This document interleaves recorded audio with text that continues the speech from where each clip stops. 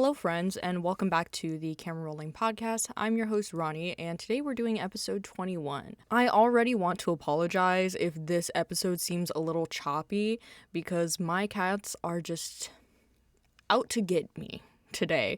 They are bothering me to no end, causing all of the problems that I absolutely cannot stand. So if it seems choppy, it's because I keep having to cut out the parts of me having to get my cats in order.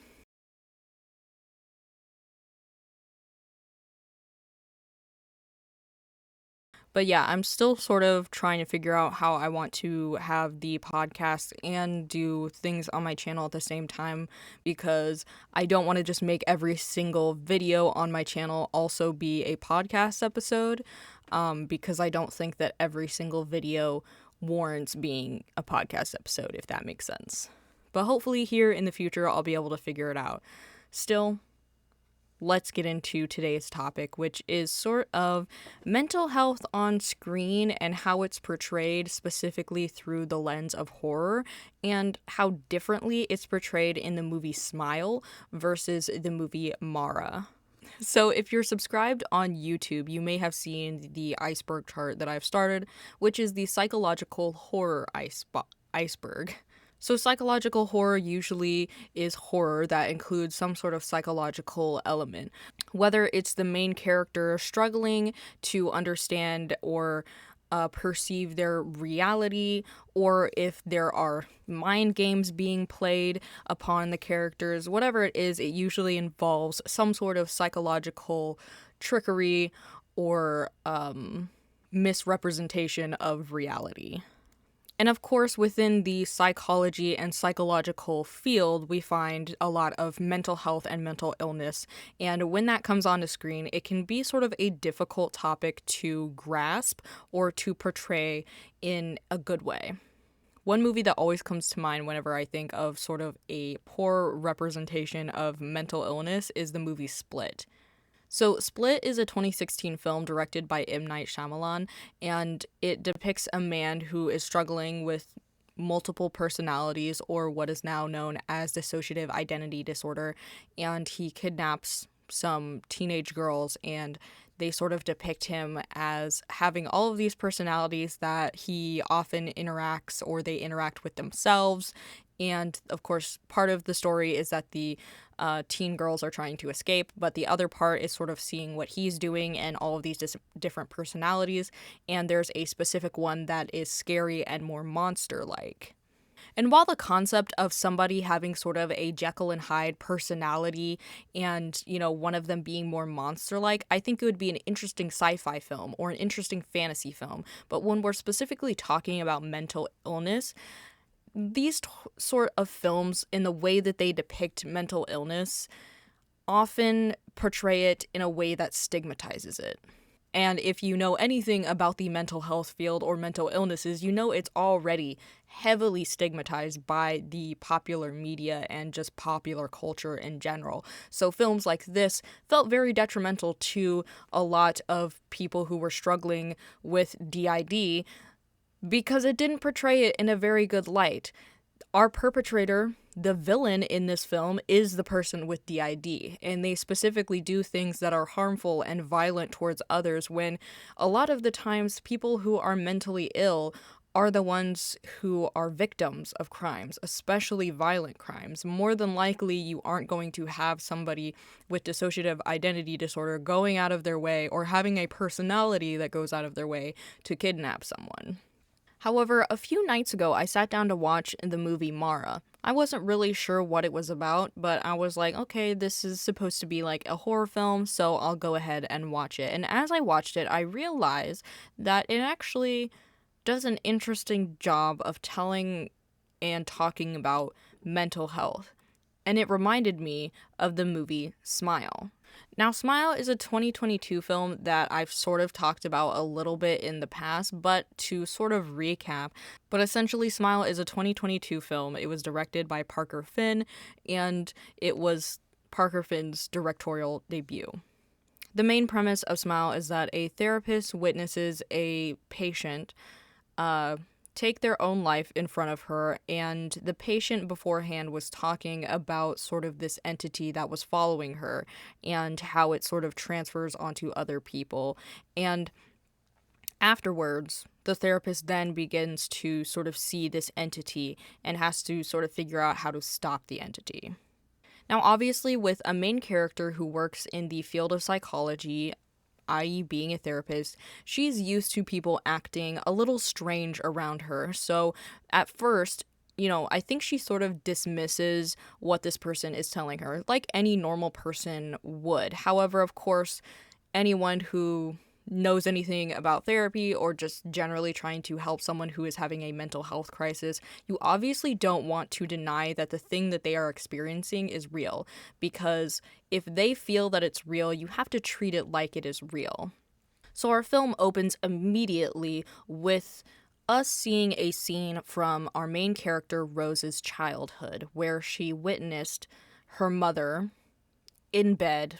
And it seems like her mother generally didn't have very good mental health, and it's sort of assumed that she witnessed or was around when her mother passed away. So obviously this immediately lets us know that Rose is accustomed to both dealing with people who are mentally ill or mentally unstable, as well as death. But when we cut back to Rose, we see sort of one of her patients that she sees on a regular, which is a man who has obsessive thoughts, and most of the thoughts are about the people in his life that he feels are going to die. So clearly this is something that he thinks about on the daily and is very troubling for him. And of course she says sort of what I actually said earlier about how when somebody feels like something is real, to sort of treat it like it is real, but also to, assure them that things are going to be okay. And that's sort of what she does. She pretty much tells him, like, I know you think it's real, but it's not, and you're going to be okay.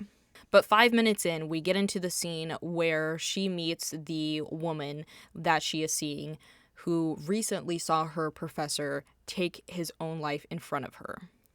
And of course now, this patient that she's seeing named Laura is also seeing this entity that essentially took this professor's life. And so Rose, of course, is like, it's gonna be okay. I know it feels real, but it's probably not, right? This doesn't help. And of course, she begins to have a meltdown. The woman begins choking and flailing. And of course, Rose immediately is like, I've got to call in backup because, I can't physically restrain this patient right now. But before she can really call anyone, the room gets quiet. And when she turns around, she sees Laura smiling at her very creepily as she takes her own life. And of course, Rose being who she is, she's traumatized by this, like any normal person would be. And of course, any time that somebody takes their own life and there's only one other person in the room and whatnot, she is questioned about sort of what happened. Like, is there any explanation for this as to why this person would do this? And she sort of begins to explain what Laura was experiencing and how she may have just been suffering from delusions and they got to be too much.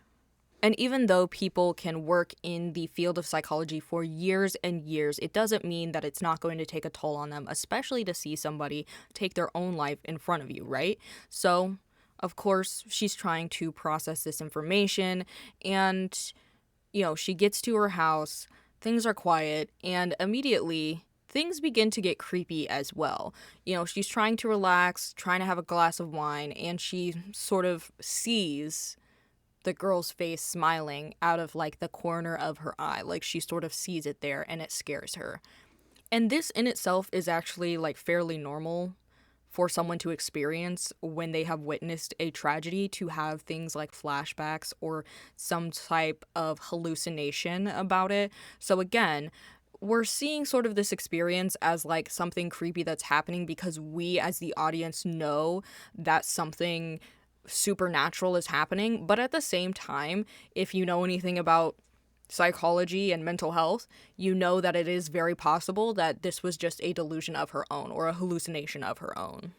But within this first 30 minutes, we get a lot of setup into Rose's life. We see her husband, boyfriend type person. I can't remember if I want to believe that they're just dating or fiancés. We also meet one of her exes who is sort of a detective. So he is someone who questioned her the day before, but the next day he stops in to say, like, hey, are you okay? Like, I just wanted to talk to you because we didn't get to talk before. But at work, she decides to get the report from Laura's incident. But this is when she sort of finds out that there was another incident that she was involved in and that she had described what her professor had done and witnessed that he had smiled at her before he took his own life. And of course, this jumps out to Rose because that's exactly what she saw when Laura took her life. However, this is also the point at which we get the first look into this sort of supernatural entity and it actually at work when she is walking past her patient that she saw the other day named Carl, who is a regular, who is just sitting on his bed smiling at her. But he just sits and smiles until she gets close enough to him that he starts yelling that she's going to die. And obviously, him yelling this at her scares her immediately, and she calls for people to restrain him. But when we look back into the room, he was actually just laying down silently. And this is when she gets called into her boss's office because he's a little worried about her, like anyone would be about, one of their employees witnessing something so tragic. And so he says, take some time off, reorient yourself. This is clearly a troubling thing that happened. Just take some time off. But it only gets worse when she goes home, and of course she's home alone, and she can't find her cat, and it just, turns into this whole thing of freaking herself out in her home alone with her alarm, not being able to find her cat. And like the non-superstitious person that she is, late in the evening she decides to listen to the audio from her conversation with Laura to sort of, go over it and see exactly what she is talking about, what this thing is that she was talking about. Because, again, it seems very much like she is interested in figuring out what it is that's following her. And, of course, things get creepy again. She starts to hear some distortions within the audio, and it freaks her out. And like a good mental health professional, she goes to another mental health professional for her own help. So she goes to see her therapist and she talks about her patient, she talks about what's been happening and just how disturbed she feels by what's going on and, what this energy she's feeling that is sitting over her. And of course, her therapist tells her exactly what any normal person would say and be like, is this about what happened to you when you was a kid? Maybe this is connected because you saw that stuff and then you're seeing this and maybe you're just having a hard time dealing with it because, that's a lot to process and it can be traumatizing. And something that happens within the session that I think is interesting is when Rose says, oh, it could be post-traumatic stress, right? Like, it could be me feeling some PTSD that maybe this is happening. And her therapist tells her, let's avoid self-diagnosis. I personally thought it was weird because that's a very, logical thing to think to oneself. Like, oh, I saw something traumatic. Maybe the anxiety I'm feeling has to do with post-traumatic stress. So about halfway through is really when we get the tipping point. This is the first time that Rose truly sees somebody who is smiling at her, and it's eerie and unsettling. And especially because this person doesn't explicitly try to touch her or anything. So this is when she goes to her nephew's birthday party. And at the party, she's brought a gift and, she's sort of sitting uncomfortably in the background of most of the scenes. The child opens the gift and it turns out it was the cat. And of course, her sister immediately is like, what is wrong with you? Get out of here. And Rose is distraught because this is where her cat went. And she's also confused because, again, this is traumatizing. I remember I've lost 2 pets in the past couple of years and every time it's traumatizing. And in this scene, she sees someone who is not there, but this person is smiling at her. And when she initially sees her, she's like, "Get out of here, what are you?" Right? And of course, everyone is confused because they also cannot see this thing that Rose is seeing. And it scares her, and she ends up tripping and falling like back first onto a glass table. I don't know why they didn't clear out the room, like why they weren't like, what is that scene? Oh my gosh, the Dance Mom scene where Holly's like, "Girls, everybody out of the room, get out of the room!" Like, Face, girls out the room. yeah, girls you would out eat the room. I wouldn't have been like, "Oh, let's everyone watch," as this person who seems to be mentally ill falls into, like, begins to spiral in front of us. I don't know. I just thought that scene was very interesting because I do think that is how a lot of people act around people they view to be mentally ill, which is to sort of watch and see what they do and let this person essentially hurt themselves until they have to do something about it. So when she gets home after being in the hospital, her boyfriend is driving her home, and she, is like, "I need you to believe what I'm saying. Something evil has taken over my life. Something is following me, and I'm scared about what's going to happen to me. I think something bad is going to happen to me." And it's really interesting because I think most of us would like to believe that we would just be like, "Okay, I'm superstitious enough. I believe that," right? But again, I feel like in this context, it makes sense that her boyfriend wouldn't believe her, but it's really weird that he doesn't try to comfort her in any way. But this seems like it's kind of the end of their relationship. Like, he doesn't believe her. He says she's crazy, and she's like, "Okay, well," and this is when we sort of get the, "I'm going to investigate this further to sort of prove myself." And so she gets online and she starts to do a little more research into, how far back this goes of people hurting themselves after seeing somebody else hurt themselves. But the next day, she decides to visit the house of somebody that she found. I think it was the professor that she found that had recently passed away, and she visits his widow. And when she visits the widow sort of shows the room that her husband was using to draw and think about what was happening. And of course, we get to see like the crazy drawing room, like that picture of Charlie from It's Always Sunny. Like, he had all these drawings that were very disturbing. And this is when she decides to go to her ex-boyfriend, who is the detective, and ask him for help on trying to search for the person that he saw take his own life, or take their own life. But she gets a little bit of information from her ex, and then she gets home to find that her therapist and her boyfriend, or I guess fiance, are talking. And obviously, this kind of intervention business is like, what's going on? And Rose begins to drop some truth bombs, which I think comes from her anxiety and just general, like, psychological spiraling that has already begun, when she pretty much is telling her fiance that, as long as she is mentally healthy, like, as long as she is agreeable and nice and everything's easy, then he's in for it. But now that things are hard, he's decided to sort of step back, right? And I think this happens to a lot of people who are mentally ill or become mentally ill, is that people are not willing to stick around and support that person. But after sort of getting into it with her fiance and therapist, she goes to visit her sister.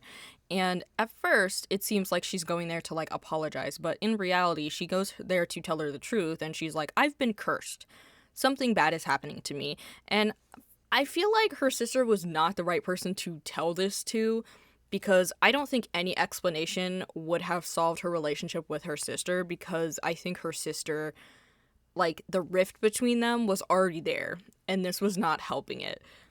And this is when we sort of find out that Rose was the one that was left to mainly take care of her mom when her mother was having, again, very bad mental health, in a very bad place, taking lots of medication, etc., whereas her sister left.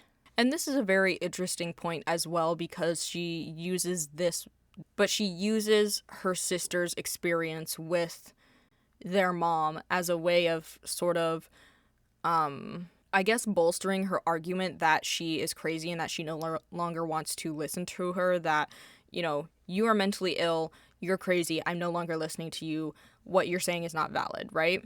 But at that point, it's sort of the end of the line for Rose, and she has pretty much lost anyone she can trust except for when her ex calls her saying that he has more information, that he starts to give her more information. But with the new information, Rose goes to talk to a man who is in prison for taking somebody else's life, and this man is sort of part of the pattern that breaks the pattern.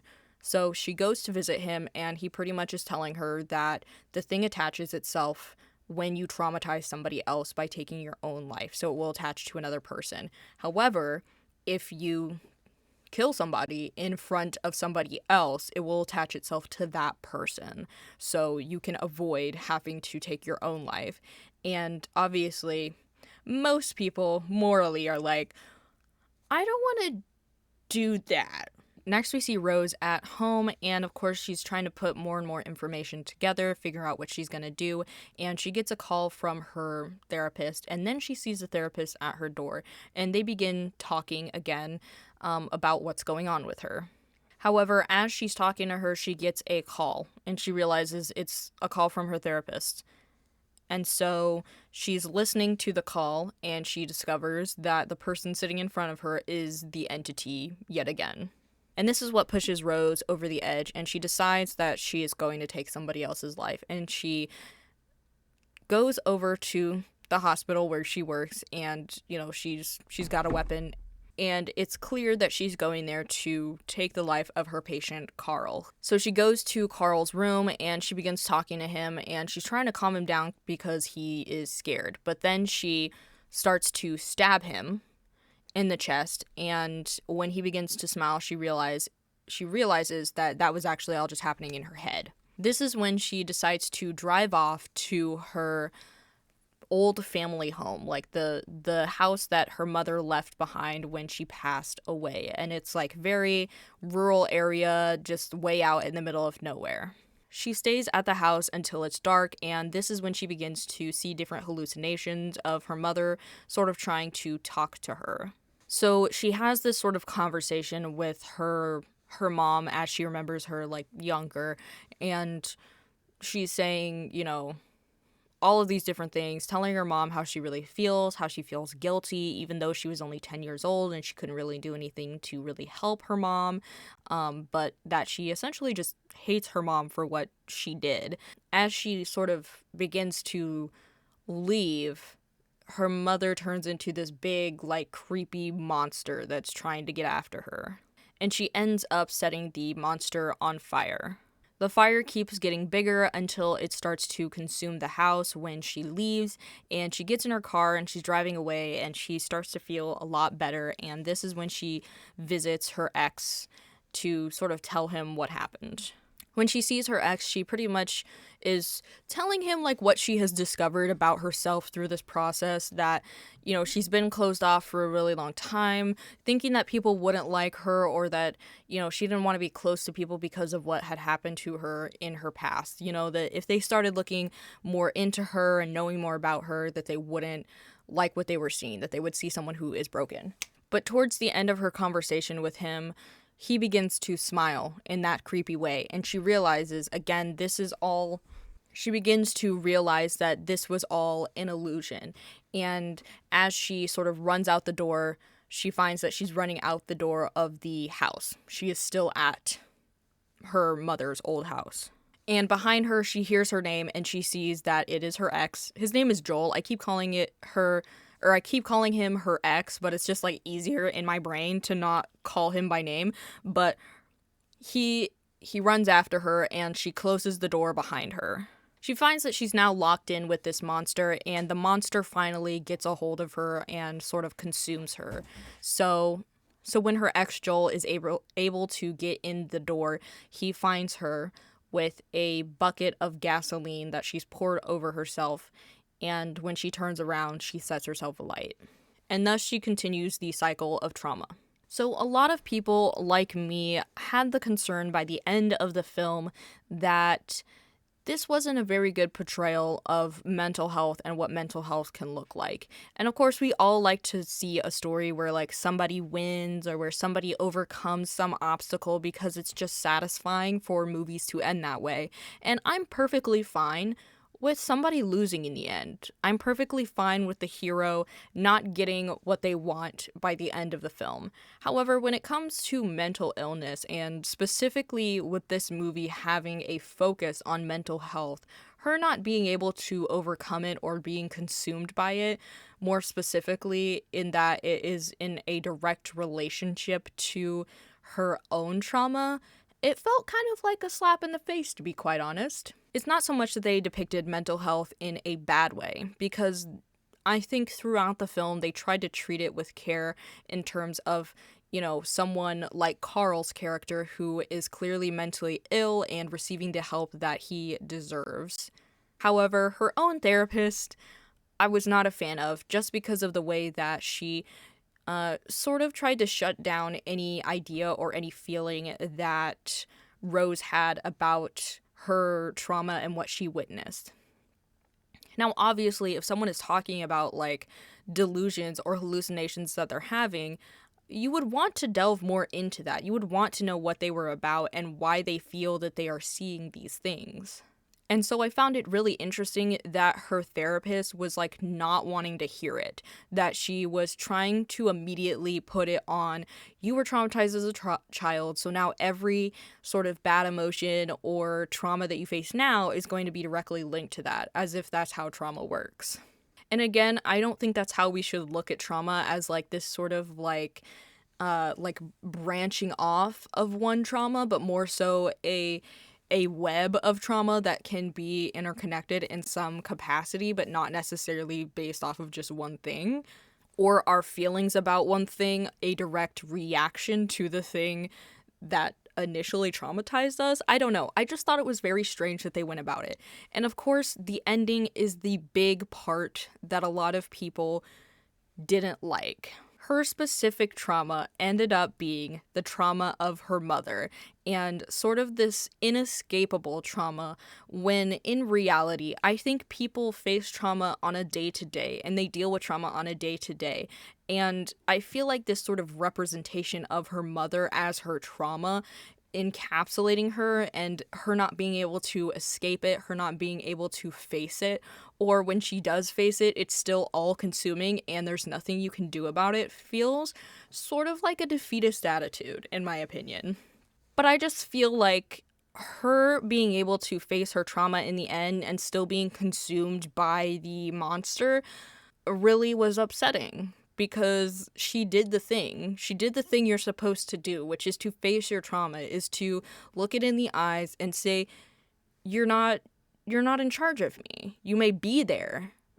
Just like, it would have been interesting if like she'd set the house on fire, but then it turned out she hadn't, but maybe walked away from it, And that's where I come to Mara.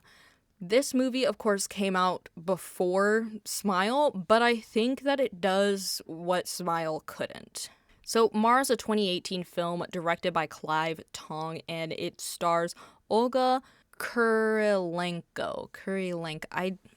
I'm so bad at names. I have a name that's weird to read, and still I can't manage to read other people's names. I'm so sorry. She's an amazing actress in this film. I love what she did. Anyway, she's playing a criminal psychologist named Kate. The premise of Mara is that this criminal psychologist, Kate, is investigating the murder of a man who they suspect the wife took his life. However, she claims that there is this sort of demonic entity that visits in his dreams and now in her dreams that took his life. And of course, her being a criminal psychologist, she is brought in to investigate whether or not this woman is criminally insane and, is going to be put in like regular jail or in a psych ward, right? However, as she's sort of investigating this, she wants to be sure that this woman is telling the truth, like that she is not just crazy. And so she starts to investigate more into what this woman is saying, and she ends up finding out a lot more about this specific entity.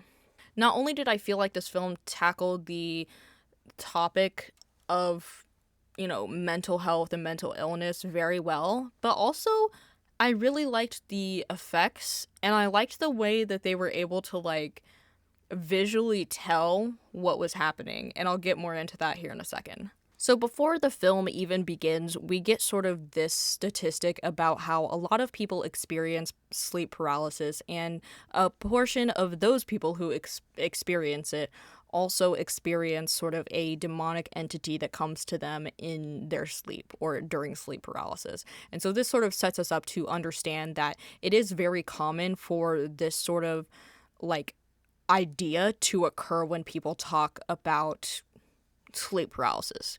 But our film opens with a little girl getting out of bed to hear her mom screaming. But before she can go check on her parents, her mother runs out of the room saying, "Close your eyes, don't look." But of course, as she's like hugging her mom, she sees over her shoulder to see that her father is in a very unsettling position and he's dead. Then we get to our main character, Kate, and we see sort of her morning routine. She lives alone in like a studio apartment. She's healthy, she's active, she goes out for a run, and she gets a call to come in. And this is when she steps on the scene to investigate and see what happens. So the main detective that she works with is Detective McCarthy, and he calls her in saying, "I want you to see the scene so that when you evaluate this woman," her name is Helena, "that you have an understanding of what she may have possibly done to this man." Either way, she gets to the crime scene, she starts taking pictures, and obviously it is sort of frightening to see what this man looked like in his final moments. She then tries to talk to Helena, who is in the corner, sort of just traumatized, obviously, but she is sort of gasping for air a little bit. It's hard to describe it, but her breaths are pretty short, and she is sort of like whimpering almost, like just traumatized. And it doesn't seem like she's going to get anything from Helena, so she goes to talk to her daughter, whose name is Sophie. So Kate begins to talk to Sophie, and she doesn't really get much information other than she's scared that her mom will be taken away if she talks, but she pretty much says that she heard some scary noises. The other piece of information that Sophie gives is that there is someone named Mara involved. And so when Kate goes back to talk to Helena about who Mara is, she just begins to scream in her face. Like, it's obviously very frightening. They take Helena back to an interrogation room, and this is when Kate begins to get a little bit more out of Helena about what happened. Helena begins to explain that her husband had been cheating on her, and she found out, and she was a little upset with him. Then Kate asks her, "But what happened last night?" And Helena describes that he had been having some issues with sleep paralysis. Helena then describes that when she woke up, she was completely paralyzed, i.e. sleep paralysis, but she started to hear this music, and then this demonic type of entity killed her husband. And this immediately cuts us to Detective McCarthy saying, "Okay, she's nuts. Can you sign off on this because it seems like she's not all there?" And of course, Kate feels a little bit weird about it, but we then cut to Kate in the evening sort of debating on what she should do, and she essentially says, "I'm sorry, Sophie," as she decides to have her mother committed because there's no other plausible explanation at the moment for who killed Helena's husband. And then we cut back to Helena and her daughter Sophie hanging out as she is like in the hospital, and they begin to take Helena away from Sophie, and Kate has to hold her back. And obviously Sophie is like upset because, Kate had pretty much promised her that she was not going to let her mother get taken away, that was like her biggest fear, and now it's happening. It's really sad, and Sophie's little teddy bear ends up getting ripped in the process. We then get some scenes of Kate just sort of feeling bad about what she's done. Like, she's clearly feeling guilty about putting Sophie's mother away, but she pretty much had no other choice at that point. But that evening, she wakes up with sleep paralysis. And the way that they shot the sleep paralysis scenes for this film, I think are amazing. That sort of, I don't know what effect it is called, but it sort of reminds me of like a GoPro that you like put, or a camera that you put on somebody's, like, out in front of somebody's chest. But I think it worked perfectly for how they are telling or showing that she is experiencing sleep paralysis. And of course, in sleep paralysis, you are sitting there and you cannot move. And in this instance, she feels, something heavy begin to press down on her chest, and we sort of see her sink a little bit into the bed, and then we hear this moaning and rattling, and she's looking around the room. Now, if I experience sleep paralysis, I shut my eyes, because if something's in my room, I ain't want to see it. Drag me to hell. I'm not looking at it. Kate, she gonna look around. And she does, and obviously she's scared, but as she is as it feels that there's something creeping closer to her, that there's something in the room, she gets sort of a jump scare and she's pulled out of it and she wakes up from this paralysis and she is okay. Then Kate discovers that one of the pages that she took a picture of is part of another page that says a man's name. And so it says his name and his address, and she goes to visit him the next day. And I don't know if she got her investigating skills from Neve from Catfish or something, but she knocks on the door and she goes in anyway, which, me personally, given what the dude's house looks like on the outside, I would never do that. But she finds this man named Takahashi dead. He's been dead for a while. So obviously she calls the detective and he goes to the scene to investigate. And Kate, of course, is like, this is the same person. The same person who killed Helena's husband has killed Takahashi. And Detective McCarthy's like, I'm the detective, so you shut up now. He does that throughout the entire film. He's like, I'm the detective. I will investigate what I investigate.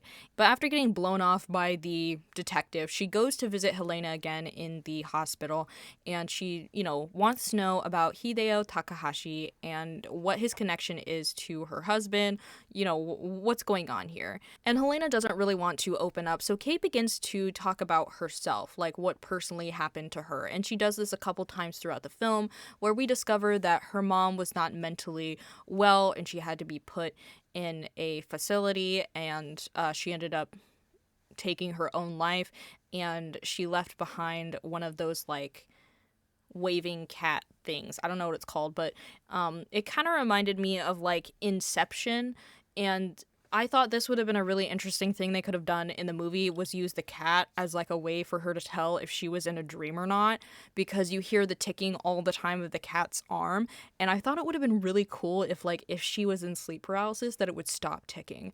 I just thought that would be a really cool idea, a little Inception thing, because they have the little, spinny thing. I don't know. I thought it would be really cool, but they didn't do that. Still, that's something that we just have to keep in mind. But Helena ends up giving her an important piece of information, because Helena talks about how her husband was having a lot of issues with sleep paralysis and just sleep in general, so he started going to a support group for it. And so this is when Kate decides to visit the support group to sort of see what's going on and hear what other people are talking about. At the support group, there is a doctor who is running it, who talks about sort of the facts about sleep and about, what it means to get REM sleep, what it means to be fully asleep, and how sleep paralysis is kind of the in-between being awake and being asleep, in deep sleep. And I actually really like this scene, even though I'm not a huge fan of, info dumping on the audience. I think it's really important when we do talk about mental health and, other psychological disorders and whatnot, that we talk about the facts of things.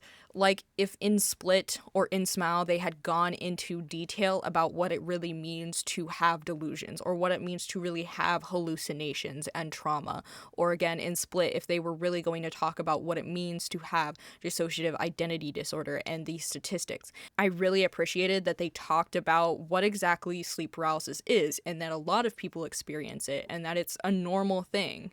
And especially within the context of a support group where people do need to know that information so they can feel normal about what they are experiencing, it actually makes sense. He also talks about how a lot of people think things like sleep paralysis are a sign of insanity or something, and that there's a lot of stigma around that. And again, I think it's just important that you mention things like that in a movie where you're talking about, mental health, where the main character is a psychologist who gets into people's heads. And this is where I kind of want to make the comparison to Smile, in the fact that everyone who encounters her, everyone that she talks to about it, even within her field, sort of suggest that if what she's seeing she thinks is real, that it means that she's crazy. When in reality, when you suffer from trauma, such as seeing someone take their own life in front of you in a gruesome way, not like in a way, that is, it's graphic is what I mean. When you see someone take their own life in such a graphic way, it can greatly affect the way that you see your life and the lives around you. And so them being like, well, you're just traumatized, so get over it. Like, it's very strange the way that they approached that in the film, or in Smile. And so, again, I think in this film they did a good job of making sure that it made sense that people around her, or that there is some normalcy to sort of ground our understanding of this sort of sleep paralysis idea. But after we hear a bunch of people talk, there's a man who speaks up saying that he is seeing her everywhere. He's seeing Mara everywhere. This man has on sort of like blind people glasses, like the glasses that people think blind people wear all the time, even though like I feel like most blind people don't wear glasses like that, but like the really thick ones that like sort of come all the way onto your face. And as he is describing like, what he's seeing and his fear that he's going to die, that she's going to get him, this guy Dougie speaks up and he's like, yeah, she's going to come get you, and you can't sleep or else she's going to come get you. And this immediately catches Kate's attention because Helena had told her about a man named Dougie. And of course, doing what you should do when you hear somebody talking about how somebody else is going to die, Kate tells Detective McCarthy, and the detective's like, mind your business. Cut in between us watching and seeing what Kate is doing that evening, we see Saul now, and he decides to set himself alight because of how scared he is. And after this, we see Kate get visited again by Mara. She ends up falling asleep on her couch with sleep paralysis. But of course, after she comes out of sleep paralysis and she goes to investigate, there's nothing really there, but she gets a call, and of course,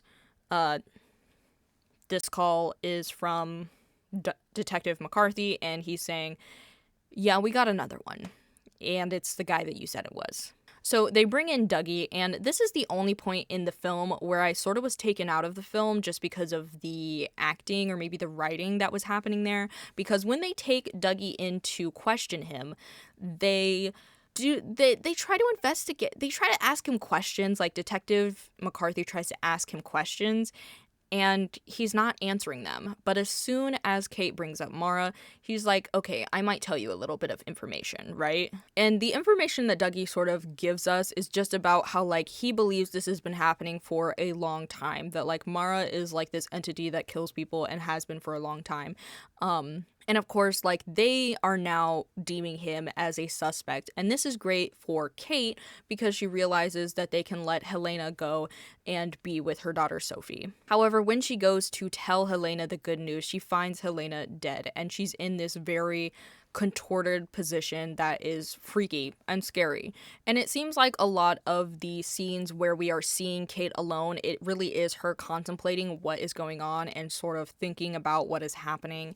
And the next scene that we get, of course, is another scene of Kate getting haunted by this entity. This time she's in the bathtub, which I don't know what's wrong with people, but I wouldn't be taking a bath in the dark. Like, you could not get me to do much in the dark. Like, straight up the dark. But anyway, she's in the bathtub and she falls asleep, of course, and she has sleep paralysis, and she sees something, a creepy looking woman coming for her through sort of like the shower curtain that she has. Paralysis demon visits her. It's scary. She comes out of paralysis and she sees footprints sort of like disappearing, almost like they are the footprints that like ghostly sort of like heat fizzle away on the floor. But she knows something has been in there because when she went to sleep, the door was cracked like this, but when she wakes up from sleep paralysis, it's wide open. This is also the point at which she checks her eye,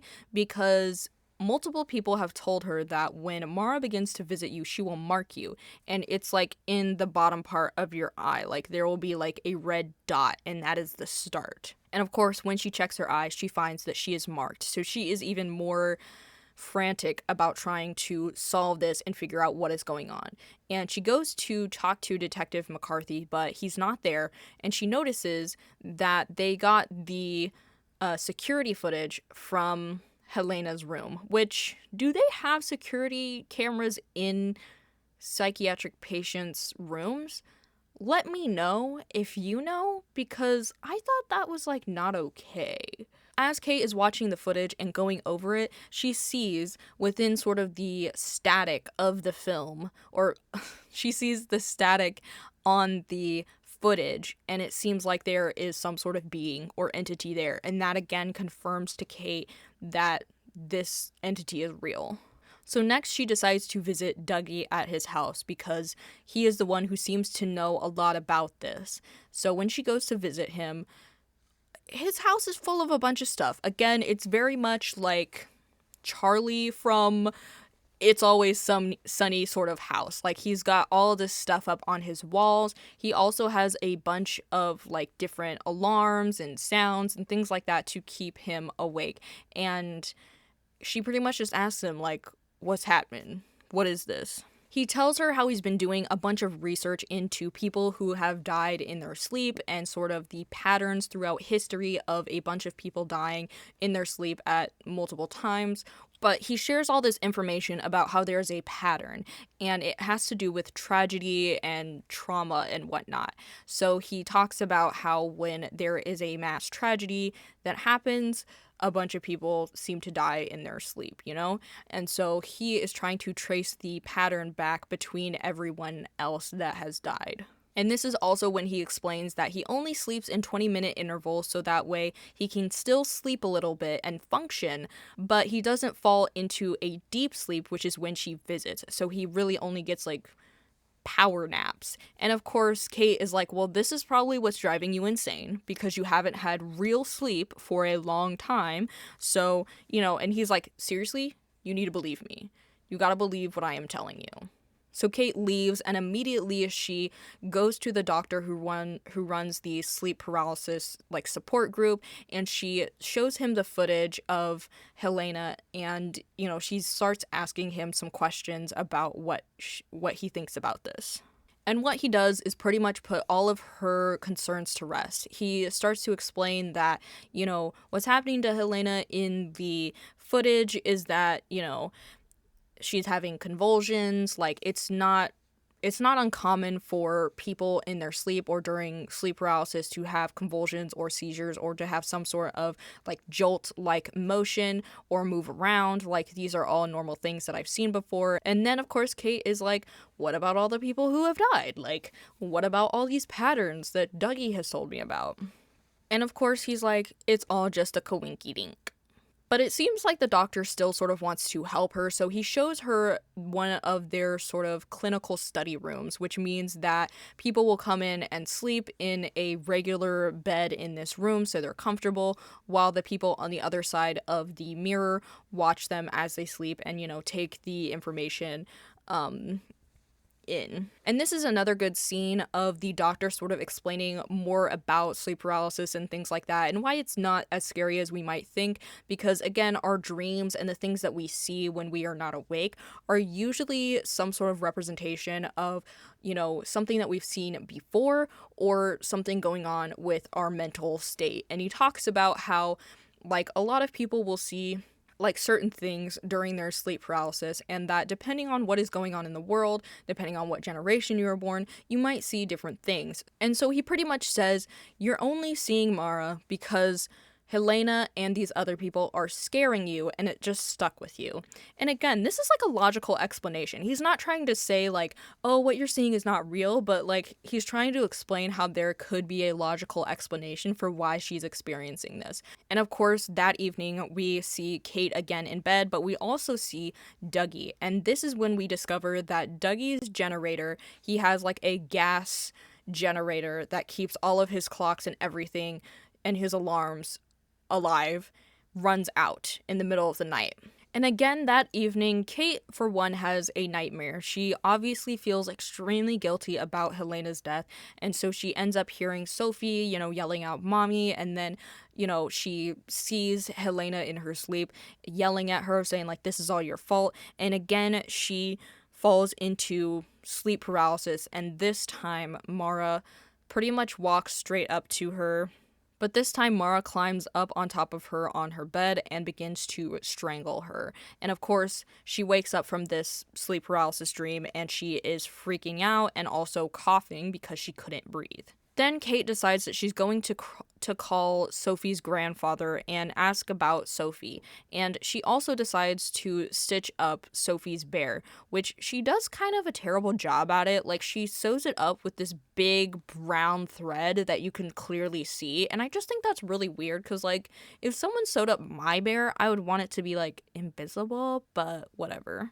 But essentially, Sophie's grandfather's like, no, she's been in a bad way. She thinks it's her fault that everything happened, and she blames you as well. So, like, leave us alone. And Kate does not do that. She decides to show up to the funeral anyway. And after the funeral, we hear that Kate received a message from Dougie pretty much saying, I accidentally fell asleep. I'm in stage 4. She's coming to get me. And Kate arrives just after Dougie cuts into his eye for the first time, and she's helping him. She's like, okay, we can't do this. Okay, I'm gonna take you to the hospital and we're gonna get this fixed, and I want to try to help you by taking you to the clinic. And so she takes him to the sleep clinic with the sleep doctor guy, and they are going to watch over him as he sleeps so that nothing bad can happen to him. And while they're there, before Dougie goes to sleep, he pretty much is making his, like, last will and testament. He's like, yeah, I'm gonna die, And he's telling Kate, when I was in the army, I hurt some people and I feel really guilty about it. Like, I made the wrong choice in hurting some people who were essentially innocent. And he confesses this. And he begins to cry, and Kate pretty much says, calm down, it's gonna be okay, just go to sleep. And he takes some medication to help him go to sleep, and they begin watching over him. So the doctor and his assistant are in the other room, whereas Kate decides to sit in the same room as Dougie to sort of help him if anything goes wrong. However, she ends up falling asleep as well. It seems like it's been a few hours, and this is when Mara comes to visit Dougie. And of course, Kate is in the room and she had fallen asleep and she experiences sleep paralysis. And this is when Kate sees Mara climb on top of Dougie and she takes his life. And of course, Kate couldn't do anything about it because she is experiencing sleep paralysis. The doctor on the other side doesn't notice until his heart rate starts to go up, until, like, it's too late. And the doctor tries to save Dougie. He's over there, like, shaking him, trying to help him. And in Kate's vision, she gets blocked by Mara, and Mara begins to strangle her as well. And so, of course, she's sitting over there choking, and the doctor comes over to wake her up, and, she wakes up from her sleep paralysis. After they call the police, Detective McCarthy shows up, and, he's getting to see through the footage, like, what's happening, and it's really strange. And he gets a phone call from Sophie's grandpa, and Kate decides to go over to the hospital where Sophie is at. And Sophie is in the hospital because she has now been marked by Mara. So when Kate gets there, she's immediately telling Sophie, like, she cannot sleep. Don't let her sleep. Mara's gonna come and get her. And of course, Sophie is sitting there like, thanks for visiting me, but, like, she's standing right behind you. So Kate is now on a mission to save Sophie because obviously she both feels guilty from what she did, or, like, from her, taking Helena away from her, but also, like, she wants to save the child. So she goes back to Dougie's place and she starts looking through all of the information, and it's frustrating and it's difficult because she's like, how do I find the pattern out of all this stuff? But then she decides to put together the pattern of everyone that she knows that has passed away. And so she starts putting things together, and she realizes through doing some research and looking at some of the other things that Dougie had in his place that a lot of the things mention guilt. And this is when she realizes the connection between like tragedy and when Mara appears, and she realizes that the people who are getting killed are the ones who feel guilty or who have some sort of guilt. And obviously, Kate feels guilty for everything that she does, like her role in all of this. And after she discovers this, she goes to tell Sophie, like, you don't need to feel guilty. So on her way there, she ends up crashing her car because one, she is sleep deprived, and two, she is hallucinating and seeing things in the road. Then she begins to take the ferry, and of course, like, her being sleep deprived, she sort of falls asleep and, you know, she starts seeing stuff. But through this sort of sleep paralysis hallucination that's going on, she gets sort of like taken out of it by a couple that comes into the room. And nonetheless, she gets off the boat and she runs to the hospital to see Sophie. And when she gets to Sophie's room, you know, she goes to wake Sophie up and tell her, like, hey, you don't need to be guilty. You don't need to feel guilty. And at this point, Kate knows that Mara is getting closer and closer to the two of them. She sort of sees this figure in the hallway, and the lights start to flicker as she is talking to Sophie and telling her everything's going to be okay, that she's not guilty of anything. And as Kate is there, Sophie is asleep in her bed, and one of the sheets comes off, and it's very clearly Mara coming to get Sophie. And so Kate jumps on top of Sophie in order to, like, shield her, in order to save her from Mara. She's like, you know, it's not her fault. Take me instead. Like, you know, sort of sacrificing herself. And when the sheet falls over her, she's like, oh, good. Like, Mara has left her alone. Kate sort of does, you know, a look around, and Sophie wakes up and, you know, she's like, it's okay, like, you're innocent too, everything's gonna be okay, and they hug. And now that Kate knows that it's over, she falls asleep in a chair next to Sophie's bed. And when she wakes up, Detective McCarthy is standing over her chair, and she's like, hey, like, is everything okay? How's Sophie? And Detective McCarthy's like, yeah, the demons were all in her head. Like, everything is gonna be okay. And Detective McCarthy asks her, like, you want to ride home? And before she leaves, Kate decides to, you know, she's gonna tell Sophie bye. And when she sees Sophie's bear, she's like, wait a minute, I stitched up this bear and it looks like it's new. Like, she's very confused. Then she turns to the table after hearing some ticking, and this is when she sees the cat. I forget what they're called, but she sees the waving cat, and she realizes this is not real. Like, this is a dream. And Sophie turns around with blackened eyes and says, I forgive you, but my mother can't. And everything becomes dark again, and again, Kate realizes that none of this is real, and Helena starts yelling at her, like, I'll never forgive you. And in the room, the grandfather and the detective point to the other side of the room silently, and Kate sees herself still sleeping in the chair that she had woken up in. And this is when Kate opens her eyes, and she's once again in sleep paralysis, and the sleep paralysis demon Mara comes to get her once again. And that is the end of the film. And you may be thinking to yourself, like, okay, so Mara ended the same as Smile. She didn't defeat the demon or anything like that.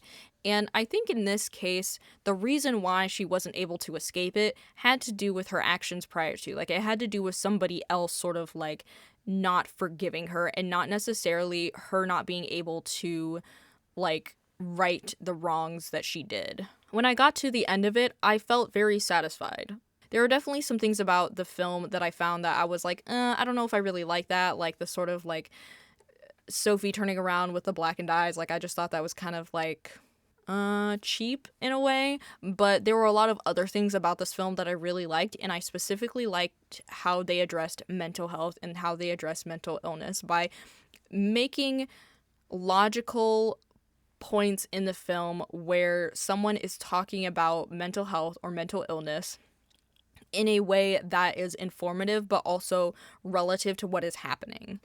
Not only that, but they didn't specifically use Kate's trauma of, like, her own mother to necessarily trap her in the state that she was in, because she was not being forgiven by Helena, not necessarily her mother, because, again, I don't think that the ending had much to do with Kate's own feelings about her mental health and about what happened in her past trauma so much as what was happening in the story at hand. And I feel like that's where Smile and Mara sort of diverge, is that Smile really focused on our main character Rose's mental health and her past trauma and making that sort of the crux of why she can't win or why she can't get past what is happening to her, whereas in Mara it wasn't necessarily that, even though it did play a small role in why she is the way she is and sort of how she was able to connect with the victims in her case, but it wasn't necessarily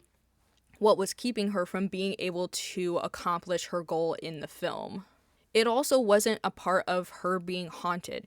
If you note throughout the entire film, whenever she experienced sleep paralysis, she was seeing the people who were sort of haunting her or things like that. They were more in relation to what was going on with her case, what was going on with Helena, more than her mother per se. And that's why I feel like Mara does what Smile couldn't. I think both films are pretty good. I think they're very interesting films and they're very scary films. However, I just felt that Mara addressed the subject of mental health a lot better by being informative, by being real, by making the information come about in a natural capacity. But I personally just feel like any film that is dealing directly with mental health or mental illness and having a specified one that they are talking about, that they should, do it justice in both giving the audience enough information to understand how to not stigmatize it beyond the capacity of the horror or thriller aspects that may be a part of the movie, but also to engage with it in a way that is, safe. And there's a lot that I could talk about in relationship to the aspects of horror and how, they depict certain things that are not my favorite, like the old people scary trope, or, why a lot of these demonic entity monsters are always characterized as a weird sort of looking woman, or even just body horror in general, and my issues with that category. But I feel like those are definitely, issues to talk about in a different episode because, again, I have a lot to say about those subjects, and they are sort of related to this idea of, being careful and being informative and being a safe way of interacting with mental health and mental illness in a way that doesn't stigmatize it or demonize it. And just like how a lot of religious horror doesn't want people to walk away from it feeling like they were just saying that religious or religion is a bad thing or a thing that is scary, I feel the same way about mental health and mental illness, that I don't want to walk away from a film, or I don't want anyone to walk away from a film that depicts mental illness thinking that everyone who is mentally ill or anyone who suffers with a specific mental illness is going to be violent or harmful or demonic in some capacity. And that is sort of what I'm getting at, is that you have to be responsible as writers and directors when you tell stories that include some sort of fantasy, sci-fi, or supernatural element in relationship to mental health or other such topics like that can be really heavy topics to talk about, because if you're not being responsible or careful when you talk about them, you can just add more to the stigma, especially if it's a film that is particularly a blockbuster like Split. But that is all for this episode. I would love to hear your thoughts on these films if you've seen them, or just your thoughts on psychological horror in general, because obviously with me doing the iceberg on my channel, then there's a lot happening. There's a lot of films to sort of pull from and talk about, but these specifically jumped out at me because I'd watch Smile and then I'd watch Mara and I was like, oh, Mara did what Smile couldn't do for me. But with that said, keep watching movies, and I'll see you guys in the next one.